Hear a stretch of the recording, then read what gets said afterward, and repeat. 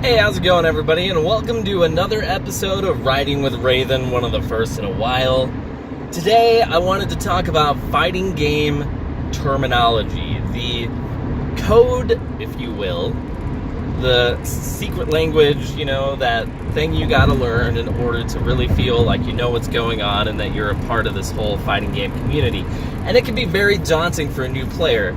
Especially if you're just trying to get into learning fighting games for the first time. You're going to run into a lot of terms. You're going to run into a lot of things that you don't know the meaning for, like what the heck is a meaty? What is a DP? What does tech mean? What exactly is frame data? What's a punish? Like, there's all these different things that you're not going to be familiar with. And this conversation was largely brought on by my new buddy Jan, who explained to me at TwitchCon that he was trying to learn Tekken and didn't know what a lot of the basics were. So I felt like I would make this video because it should be useful to a lot of you. So without any further ado, let's begin. Let's start off with the term punish. The term punish is something that you're going to hear quite a lot with fighting games, where people are going to say like, oh, that's punishable, that's unpunishable, you should have punished that. All right, so when you block this move, you got to punish it with this. And basically what a punish is the ability for when you block something, or when someone completely misses an attack, you are able to hit them back guaranteed. This is called a punish. So probably the easiest example of this, and the way that I learned it originally, was in Street Fighter 4. In any Street Fighter game, where if you block a Shoryuken, one of the big uppercuts, you're always going to be able to punish them for doing that. You're always going to be able to punish a bad DP. If you block a DP, you can punish it. Now, in some games like Tekken, for example, there might be additions to the term punish, like 10-frame punish. And the reason that Tekken says 10-frame punish is because it refers to the fastest attack that you have in the game. And they actually name all of their different punishes. So there you'll have 10-frame punishes, 12-frame punish, hop kick punish, punish that with a launcher, and all these other types of terms. And I know you don't know what hop kick, frame, or launcher is yet, but we'll get into that. But yeah, so a punish is when you block something and you can always hit them back afterwards. You can punish them for it. You can punish them for making a mistake.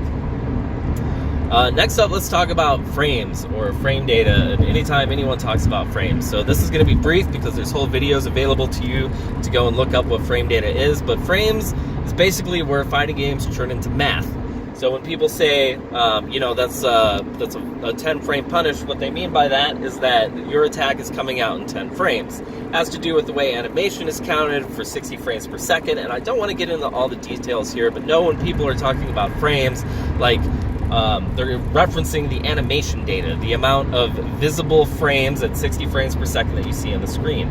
So sometimes you're going to see stuff like, how many iframes does that have? And that refers to things like the invincibility frames of a move. So if it has, 5 iframes on startup, that means that it's invincible for a little while at the beginning of the attack. And so, you're going to have terms and linking the terms and the rest of it. But anytime you hear somebody say frames or frame data, it means there's a 16-minute slowdown at 3 miles. You are still on the fastest route. I don't want to hear about the traffic in Atlanta. I'm trying to talk to these guys about frames. All right, so frames. So they're talking about animation frames, and typically in relation to how fast or how safe or how punishable things are. So with that said, let's talk about what people mean by safe. So when somebody says like, yeah, it's safe, this is a safe super, or if you end your pressure in a fireball, you're safe. Basically, safe is the opposite of punish. So if someone blocks a DP, they can punish you for it. If someone blocks a fireball on the other side of the screen, you're safe. In a lot of anime games, there's the question of, is this safe or is it unsafe? Is it something where I can't punish you, or can I punish you afterwards?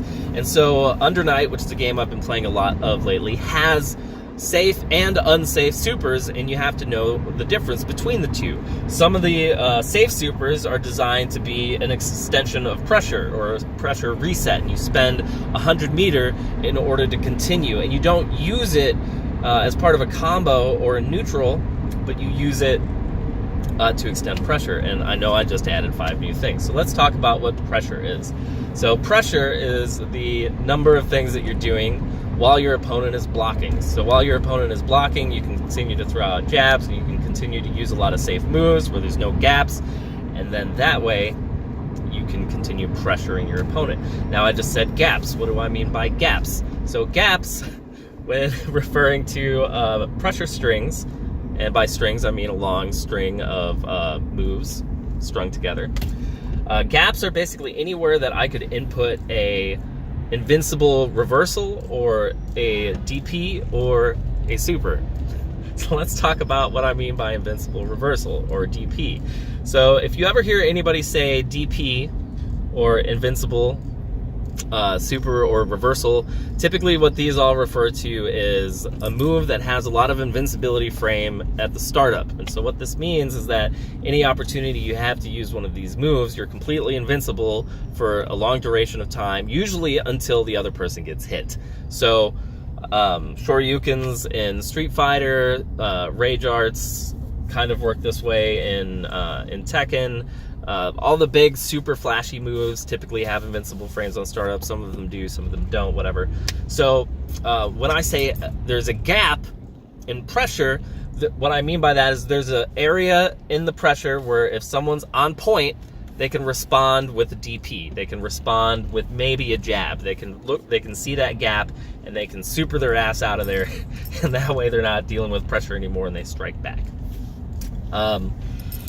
Yeah, so we talked about gaps, frames, DPs, iframes, punishable, unpunishable, safe, unsafe. That's a lot of stuff already. All right, let's talk about knockdowns and wake-ups. So when somebody says knockdown, like, you're going to hear this a lot. Does it end in a knockdown? Does the super knockdown? You're going to hear things like hard knockdown and soft knockdown. And basically what they mean by this is in every fighting game, there's a portion of moves that will knock an opponent to the ground, where they're not just standing up anymore, but their character model is actually laying on the floor.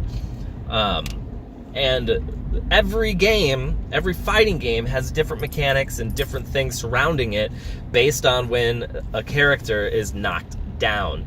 So knockdown states can be very, very important or very unimportant depending on the game that you're playing. There's definitely different levels of emphasis based on whatever game it is that you're playing, but there's a huge amount of emphasis on knockdowns in most fighting games. 95% of the time, getting a knockdown is really important.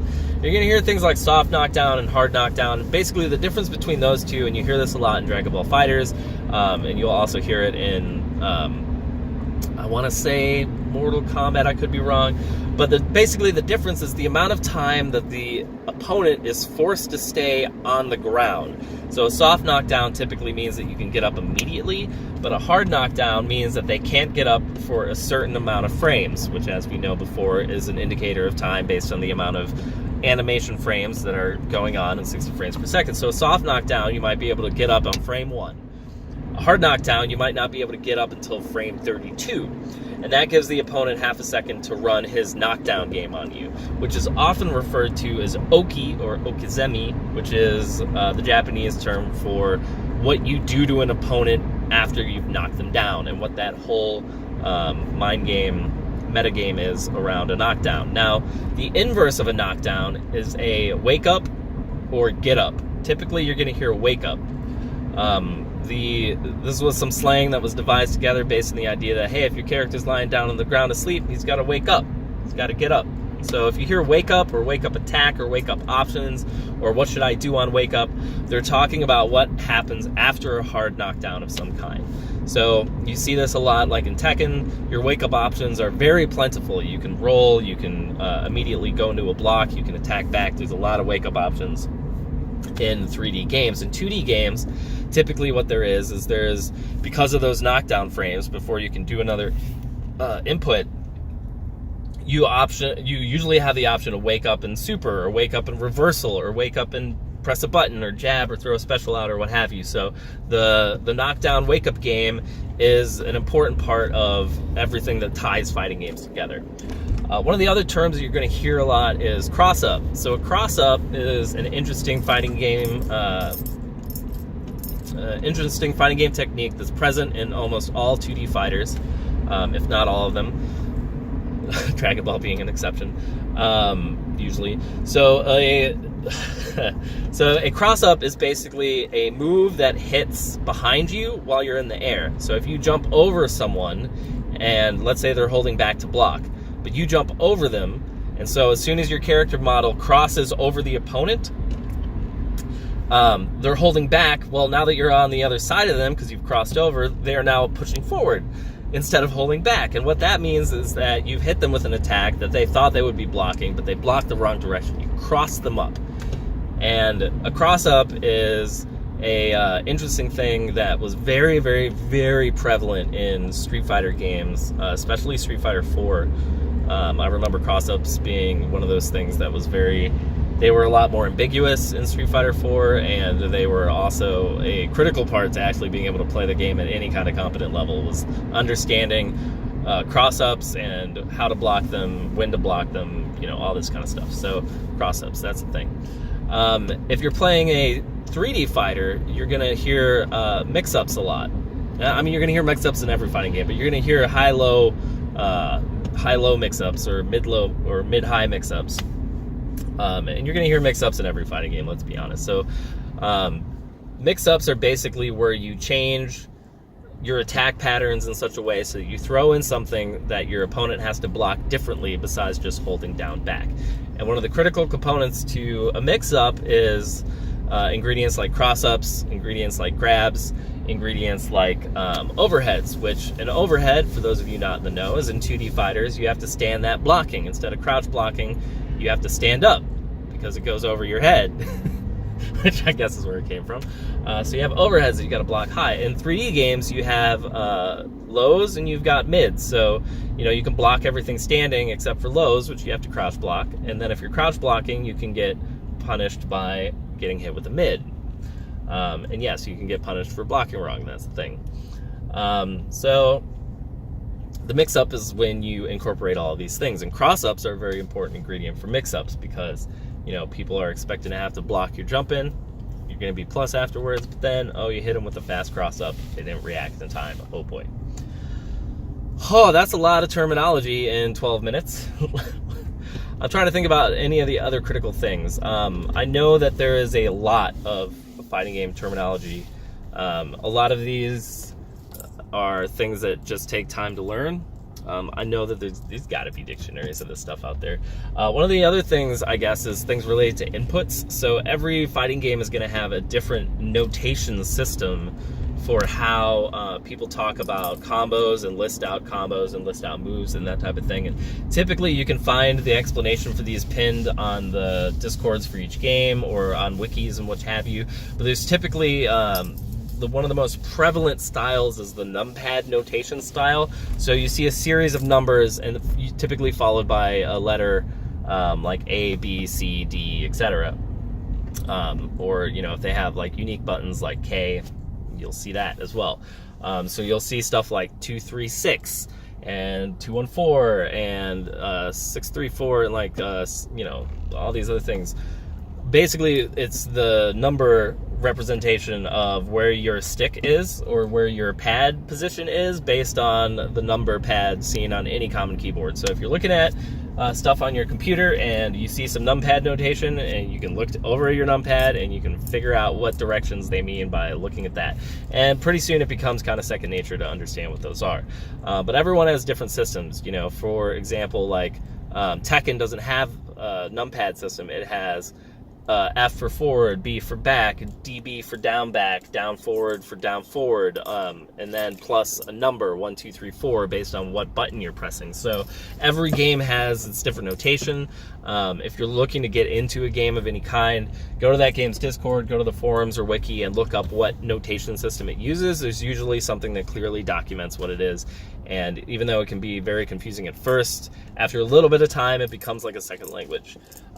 You're also going to hear motions referenced pretty frequently for this kind of stuff. So you're going to hear things like a DP motion, and typically what they mean by a DP motion is what you need to do in order to do a DP, or a Dragon Punch / Shoryuken from Street Fighter, which is the Z motion where you press forward, down, down, forward.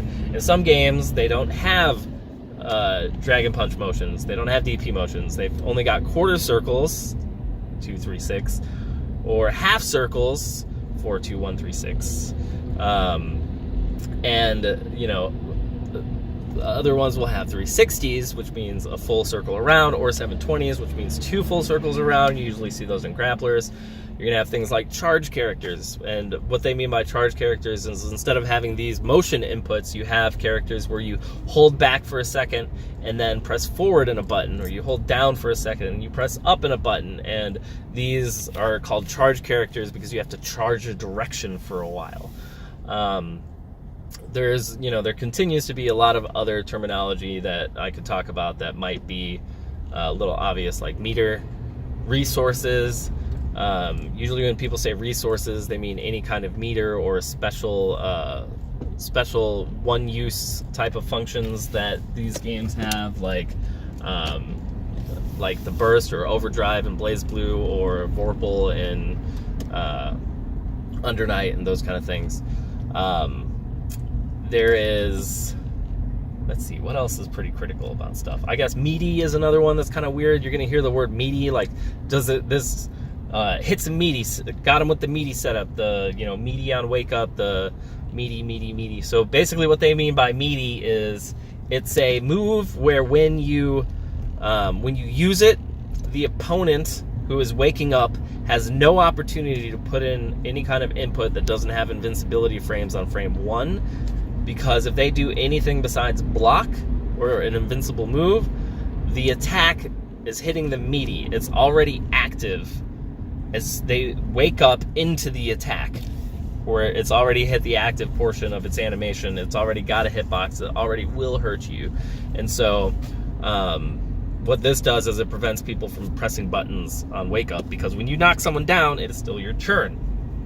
So what do I mean by churn? So churn taking in fighting games, I think I did a whole video on this, but basically it's like you block for a while, and if you block everything, usually that person ends their block string in some way for you to respond back, and so now you get to attack them, and they have to block your nonsense. And if they block all of your nonsense, usually you're so far away that you're back in neutral, or you gave up your turn, and now they get to attack.